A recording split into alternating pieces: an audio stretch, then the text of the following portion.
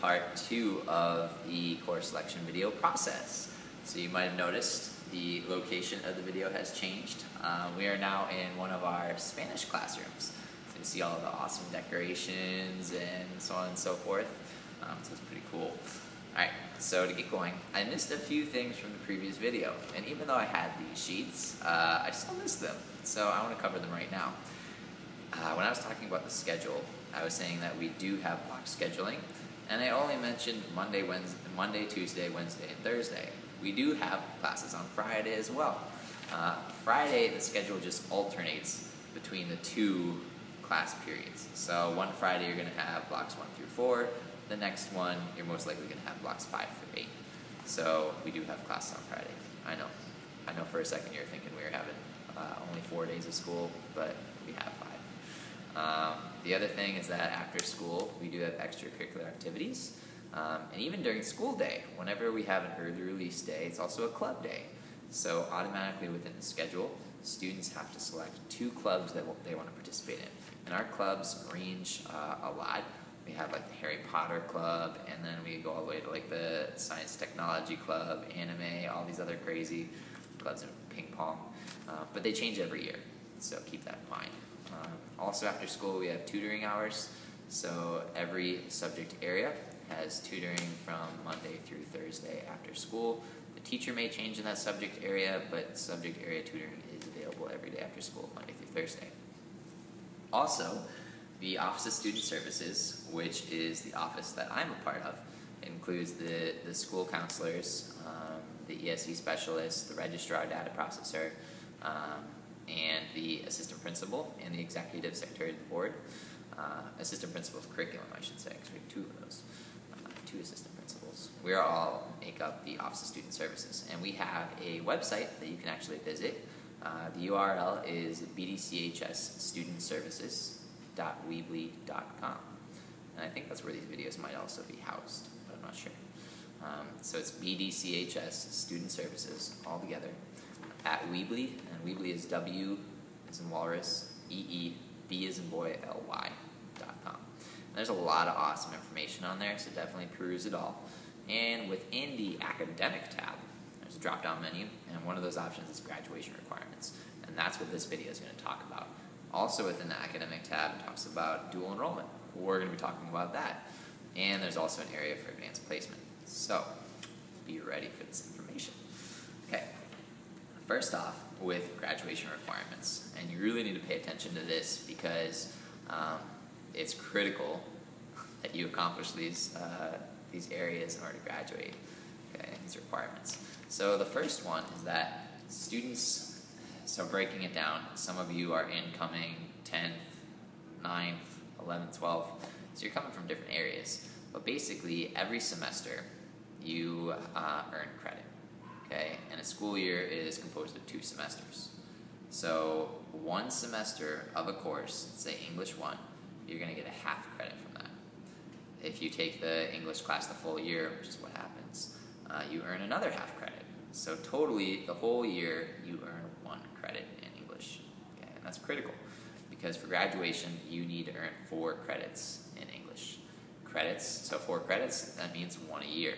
So in 9th grade, you can take English 1, 10th grade, English 2, 11th grade, English 3, and 12th grade, English 4. Also note that when you get to 11th and 12th grade, AP options start popping up. We're going to talk about AP after we get over the graduation requirements. So you need 4 English credits. The next area is that you need 4 math credits. And what's cool is that some of you may have actually started this requirement, because a lot of middle schools have started offering algebra, high school level algebra in 8th grade. So that's pretty neat. So you need 4 credits, which means 4 classes of it. The first one in the sequence is Algebra 1.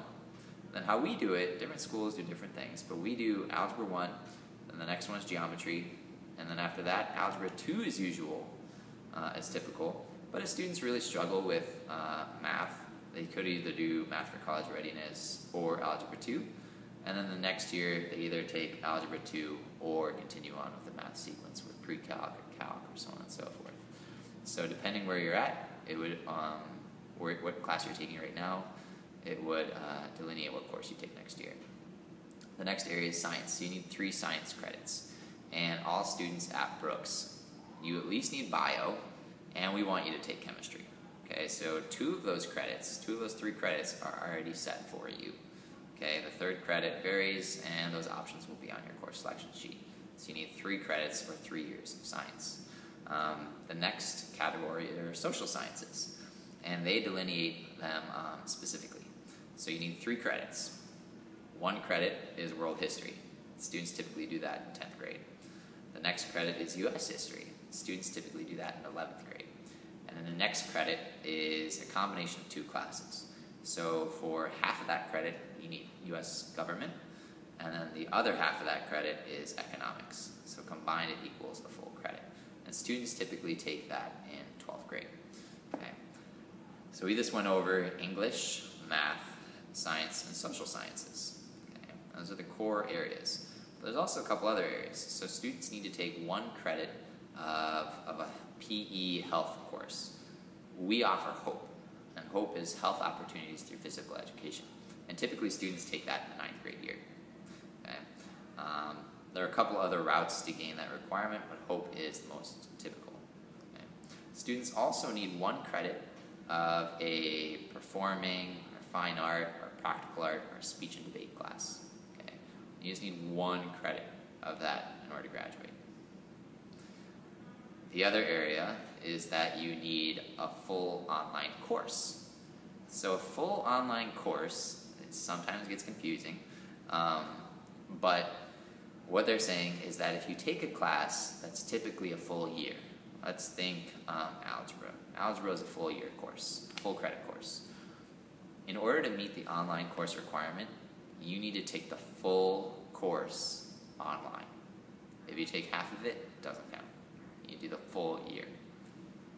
But if the course is typically only half a year, like driver's ed, the super popular one, you only have to take that half a year, that half semester course. Okay? And so automatically right there, a lot of students are like, let me do that second option. It's a lot easier, and they can get it done quicker. So, and that's just by the time you graduate, you need to take 1 online course. Okay. A couple other areas are that you need to at least earn 24 credits. At Brooks, like I said in the first video, you take 8 classes a year. Okay? A year-long course, you will earn a credit for that course. So typically, in 1 year, a Brooks student will earn 8 credits. That equates to 32 overall credits by the time they graduate. So the 24 credit thing, you don't have to worry about too much, other than those students who transfer in at a later grade level. Okay? The other piece is that for your unweighted GPA, in order to graduate, you need a minimum of a 2.0, okay, unweighted to graduate. We expect you to be well above that, and not even close to the 2.0. But keep that in mind when you're thinking about graduation requirements. So now we just walked through all of the academic requirements for graduation. But there's one other area that we want to include in there because we expect all Brooks students to take them, and that is that we want you to complete 2 years of a world language. Okay? The main one we have right now is Spanish, but we also kind of offer French. We offer the second half of it. So we expect all students to complete that, and the reason is because a lot of colleges, state universities, they want students to take 2 years, even to apply to go into them. Okay? And also scholarships, like Bright Futures is a really popular state scholarship that students try to go for. Okay? In order to apply for it and meet the criteria, one of the pieces is that you need to have 2 years of a world language by the time you graduate. So we expect all students to do that and to start it early. If you haven't done it in 8th grade, because once again it's one of those subject areas that some students can start early, same with science, some students start physical science in 8th grade. But with world language, we want you to start early and hopefully get it done as soon as possible. Yeah. So we talked about all the academic piece. On the other side of that, for graduation, there's an assessment portion. Okay, so there's a series of tests students need to take in order to graduate. Some of them they even need to get a certain score on and pass. Okay, the first one, the most important one, well, they're all important, but it's the Grade 10 English Language Arts Florida Standards Assessment. Okay, and the requirements for that, they just enrolled it recently, so we're still learning it and what students all need to get on it. but more information about that will be provided when it's available. So just keep in mind that you need to pass that test, and that's in 10th grade that you need to pass it. The other piece is there are a series of courses that have end-of-course exams, and these exams are standardized. So at the end of the course, the student would take an EOC test. So that's the end-of-course assessment. Okay. And the courses that students need to take EOCs for are algebra. Students actually need to pass that exam for graduation. They need to take geometry. They need to take U.S. history. They need to take Algebra 2, if they take Algebra 2. I hope I'm not double booking anything. So, and then also biology as an end-of-course exam. And I think that's right. Go on with that. So you have the 3 maths. So students also need to take a series of end-of-course exams, they call it, or EOCs. And students need to take them, and even some of them they need to get a certain score and pass. So the main one there is the Algebra 1 end-of-course exam. Students actually need to get a certain score on it and pass it in order to graduate. The other ones, as of right now, students just need to take those end-of-course exams, and they count as 30% of the student's final grade. And those include geometry, Algebra 2, U.S. history, and biology. So those are all of the assessments that students need to take in order to graduate. All right. The next piece that I want to talk about are advanced placement and dual enrollment course options. So advanced placement classes, you have think about it, you have regular level courses, then honors level courses, and then advanced placement courses. So that's like the step up in rigor and difficulty that you can expect. AP courses are going to have a lot more reading, writing, go quicker, cover more information, and there'll be more studying for the student. Because at the end of it, you take an AP exam, and depending how you score on it, and depending what college you go to, you have the potential to earn college level credit, which is really cool. Okay? Another option for acceleration is dual enrollment. Dual enrollment is where you actually go to a college campus, and we're partnered with Hillsborough Community College, and you go over there and actually take college classes, okay? And you earn college credit if you pass that class. There is a pretty extensive application process, but if you have questions about it, we can definitely go through those. For next year, though, the process and the deadlines occur over the summer. So you'd want to communicate with your current school counselor to get connected with that program. 9th graders, there's only a handful that do it in 9th grade. 10th grade, another handful or two. 11th, 12th grade is when really students chug away at it. Okay, and remember, for dual enrollment eligibility, students must have an established high school GPA and have at least a minimum of a 3.0 unweighted grade point average. Okay, so